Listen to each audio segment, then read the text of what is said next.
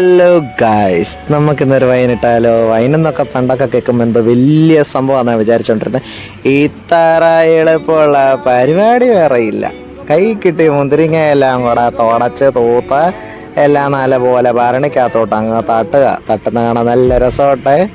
അത് കഴിഞ്ഞ് കൈ കിട്ടിയ കുറേ പഞ്ചസാര, ഇതിൻ്റെ ഇരട്ടി പഞ്ചസാര വാരി അതും കുറേശ്ശെ അങ്ങോട്ട് മുന്തിരിക്കകത്തോട്ട് ഇടുക. എന്നിട്ട് നല്ലപോലെ ചതയ്ക്കുക.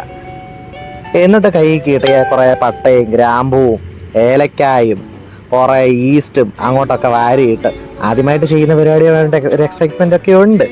എന്നിട്ട് കുറേ തിളപ്പിച്ചാറിയ വെള്ളം അങ്ങോട്ട് ഞങ്ങൾ ഒഴിച്ച് എന്നിട്ട് ഇത് നല്ലപോലെ ഇളക്കി വന്നപ്പോൾ നല്ല മണമുണ്ടായിരുന്നേ, നല്ല സ്ട്രക്ചർ.